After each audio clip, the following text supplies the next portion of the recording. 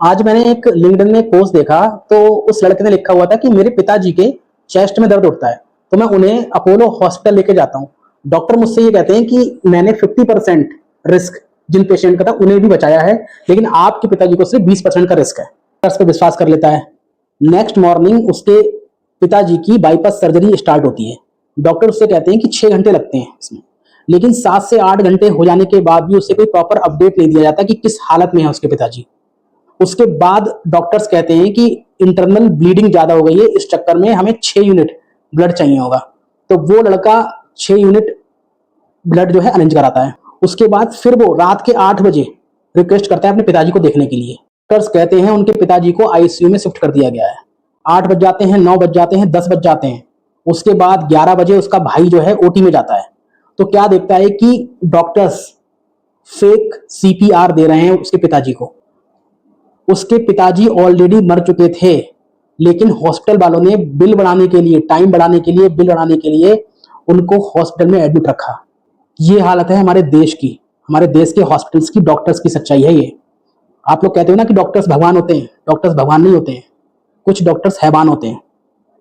लोग मरीजों का पैसा खाते हैं, बिल बनाते हैं उनका। अब अंदर तो कुछ पता नहीं चल रहा है कि कब उनकी मौत होगी, वो तो डॉक्टर ही जानता है कि कब पेशेंट की मौत हुई है। तो इन जैसे डॉक्टर्स की वजह से आज गरीब जो है मर रहा है। मतलब गरीब और गरीब होता जा रहा है और अमीर और अमीर होता जा रहा है। कोई भी डॉक्टर आप देख लो उठा के, किसी भी अच्छे हॉस्पिटल्स का, वो अमीर से अमीर हो रहा है, पैसे बना रहा है, मरीजों के, गरीबों के पैसे चूस चूस के। ऐसे डॉक्टर्स को आप भगवान की कैटेगरी में डालोगे? क्या वो सच में भगवान का दर्जा पाने लायक हैं ऐसे डॉक्टर्स? सोचिए, 12, 13, 14 घंटे हो गए उस पेशेंट, उनके उनके पिताजी को एडमिट हुए, उनका चेहरा नहीं दिखाया गया बंदे को।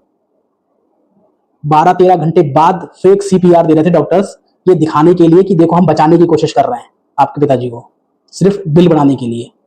ये है सच्चाई इंडिया के बड़े बड़े हॉस्पिटल्स की, वहां पे काम करने वाले डॉक्टर्स की।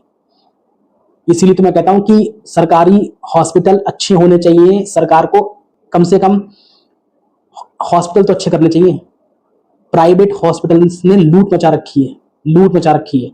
अगर आपके पास पैसा नहीं है, आपने बिल नहीं भरा है, तो आप अपने पेशेंट को हॉस्पिटल के बाहर नहीं ले जा सकते। और अगर आपने बिल नहीं भरा है तो आप एडमिशन भी नहीं कर सकते। बच्चे का जन्म होता है हॉस्पिटल में, तो ये सारे इतने कंजूस होते हैं, इनसे बच्चे का डायपर भी नहीं दिया जाता।